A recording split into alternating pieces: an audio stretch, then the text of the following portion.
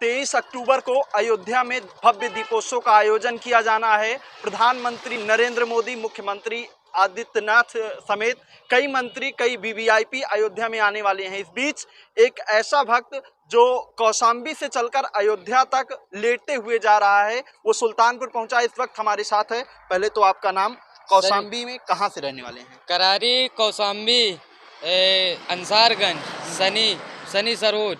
सनी सरोज नाम है जी। कौशाम्बी में कहाँ के रहने वाले हैं? करारी के अंसारगंज। अच्छा, अयोध्या जा रहे हैं आप? जी, अयोध्या जा रहे हैं। पिताजी की अंतिम इच्छा थी। अच्छा, आपके पिताजी की अंतिम इच्छा थी कब? जी। आपके पिताजी एक्सपायर हो गए हैं? एक्सपायर 2019 10 सितंबर को हो गए थे। अच्छा, तो आपने ये यात्रा कब से प्रारंभ की, कब से शुरुआत की?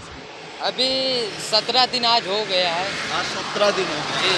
तो आप कौशाम्बी से अयोध्या किस रास्ते से होते हुए जा रहे हैं? ये आए थे इस रास्ते, अमेठी होके आए थे। अब सुल्तानपुर से सीधा जाएंगे फैजाबाद होते जाएंगे। अच्छा, तो यात्रा आप कब से शुरू करते हैं? सुबह 2:30-3 बजे से शुरू करते हैं, इधर 9 बजे तक करते हैं यात्रा।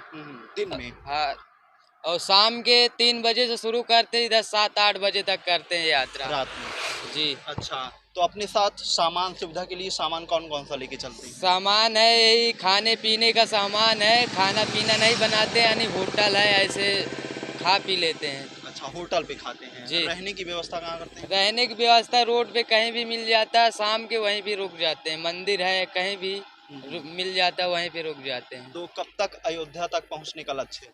अभी तो 8-10 दिन लग जाएगा। 8 दिन से तो कम नहीं लगेगा, ज़्यादा ही लग सकता है। अच्छा, अयोध्या पहुंचकर क्या करने वाले हैं आप? अयोध्या पहुंचकर जो नारियल है ना, वहाँ पे राम मंदिर पे चढ़ाऊंगा। अच्छा, राम मंदिर पे चढ़ाएंगे। ये 51 नारियल चढ़ाने की मन्नत रखी है। आपके पिताजी ने रखी थी कि आपने रखी? पिताजी रखी थी 51 नारियल चढ़ाने का। 50 नारियल वहाँ से खरीद के चढ़ाने का, 1 नारियल जो घर से लेके चला है। अच्छा, किस लिए मन्नत थी, क्या वजह थी कि आपके पिताजी ने ऐसी मन्नत रखी? वजह थी हमारे 8 साल की उम्र थी, हम बाहर साधु के साथ जो संत होते हैं उनके साथ हम चले गए थे। तो इसलिए पिताजी कुछ दिन बाद उनकी याद बहुत ज़्यादा सताने लगी। पिताजी बोला अगर हमारे लड़के आ जाएंगे वापस घर, तो उसको घर से लेटते हुए अयोध्या भेजूंगा। अच्छा। तो हम 2018 में आ गए हैं। तो पिताजी थे तो अंतिम इच्छा हमको याद थी, बताया था घर में आनी कोई नहीं जानता, हम ही को आनी बताया था। अच्छा, आपके पिताजी ने हाँ, आपको ही बताया था? क्या कि पिताजी हमारे बोले थे कि जब जाना ना तब शोर करना, ऐसे नहीं करना। अच्छा, पहले किसी को मत बताना। तो अब टाइम मिला, इसलिए अब जा रहे हैं अयोध्या। अच्छा, राम मंदिर। इस बीच क्या करते थे? आपके पिताजी एक्सपायर हो गए, उसके बाद आपने काफ़ी दिन बाद ये यात्रा शुरू की, तो उस बीच में आप क्या कर रहे थे? उस बीच में मैं कल्याण में रहता था, नमकीन की फैक्ट्री में, वहीं पे काम करता था। काम करते थे, मजदूरी का काम? हाँ जी। चलिए, ठीक है।